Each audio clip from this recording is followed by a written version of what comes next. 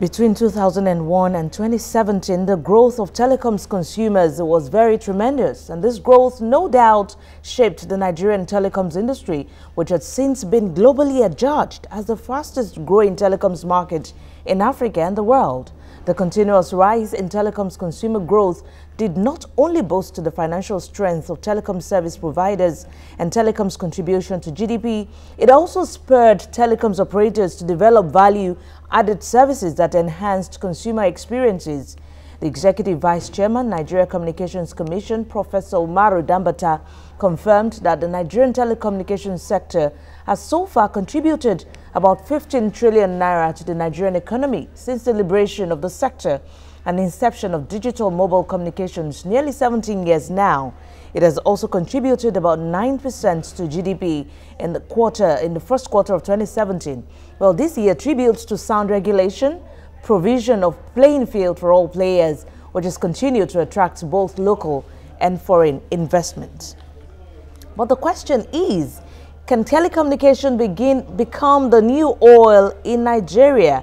We have standing by via Skype to talk me on that, a technology and telecommunications expert, Oluseye Johnson. Thank you for your time, Oluseye.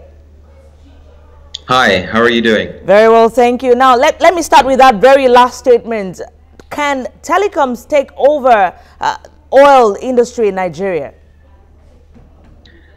Thank you very much. I mean, that is a very interesting question, and that drives home to one of the most important things that the government has been trying to do over the last couple of years in terms of diversifying our economy away from just oil and gas.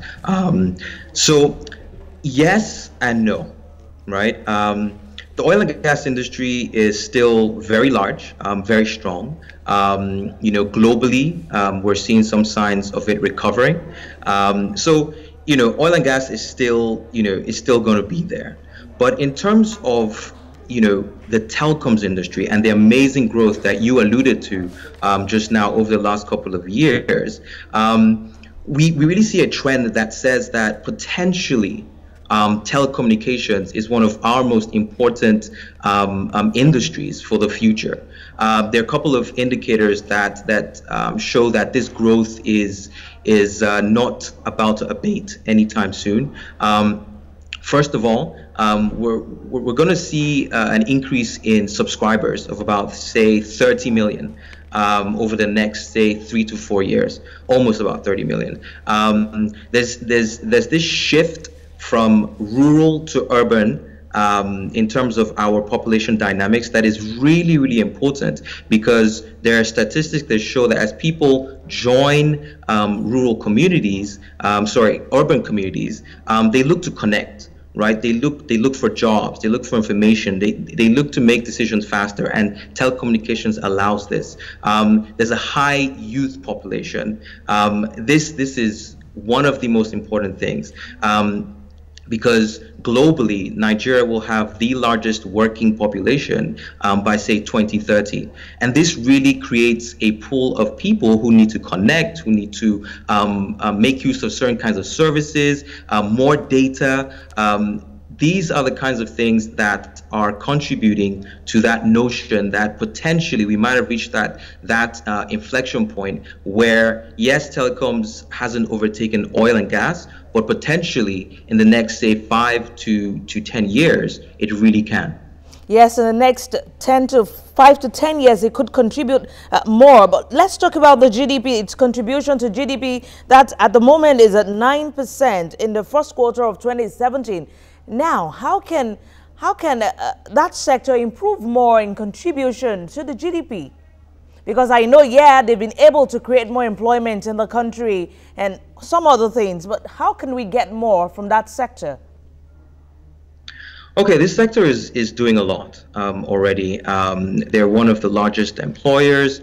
There's a lot that they've done to improve, not just directly in terms of monetary value, but even connecting businesses. The kind of things that get enabled because of our telecommunications infrastructure are unquantifiable, and this is seen in much more mature markets around the world. Right, the more connected you are, it's called IGDP. right? The more connected you are, the faster SMEs grow. They actually grow twice as much the more connected you are across the world. Now, how do they get better? Well, the industry is facing quite a lot of issues and threats that potentially are slowing them down. So I would say they can do more, but then I think that a bit of an enabling environment around them can actually help to spur them, to really empower our economy, right? Regulation sometimes has been amazing, with the fine and looking after the interests of the consumer. But sometimes, those can sort of hamper innovation or industries that are trying to accelerate. Infrastructure is still very expensive, so in terms of power, competition is getting fiercer. Consumers are also changing in terms of their appetite, right, for data, and this is really where I think that the telcos can do more. As the African or Nigerian consumer changes in the way they like to consume content, in the kinds of content that they want to consume, right, we need to build the technologies and infrastructure that meets that need, right, and as quickly as these trends are happening, right? We see Facebook, who's looking to connect 4 billion people who are not connected to the internet for the very first time across the world, and Nigeria is actually a big part of that. Now, we need that kind of innovation to really access some of that latent and hidden potential for the industry. Yeah, you said something about building the technology that meets that need, and that takes me to fintech. That's financial technology. I see many Africans.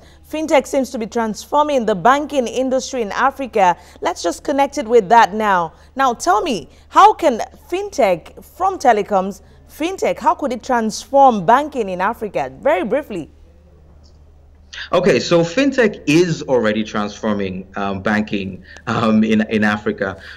We're seeing banks looking towards the startup ecosystem, the technology ecosystem for their innovation, right? It's a lot harder sometimes as a more established player with a bit of bureaucracy. It's hard sometimes to take risks and try to change things from how they've always been. And startups can do this very easily. So we have a couple of leaders right now, especially in Nigeria, who are, being accelerated by foreign investment, which you were talking about before. Coincidentally, at least 30% of foreign investment in fintech actually went to Africa. So Africa and fintech are hot right now. So in terms of how do startups really accelerate what's happening in banking? Well, there's a lot of inefficiencies, right? There's a lot of things that people want to do with their money, right? Yes, Access Bank and GT Bank and Wema Bank and all these guys have done a lot so far in terms of building online tools, amazing apps that connect us faster to the activities that we want to do. But then there's certain innovations that organizations like, say, Pay with Capture or Flutterwave or even mobile money providers like Paga can bring to the table, and that's already happening right now. Oluseye, unfortunately, we don't have enough time to talk more about it. I'm very sure we could get you back, especially to talk more about this fintech and its effect on the Nigerian economy and, of course, Africa at large. Thank you for your time, telecommunications expert Oluseye Johnson.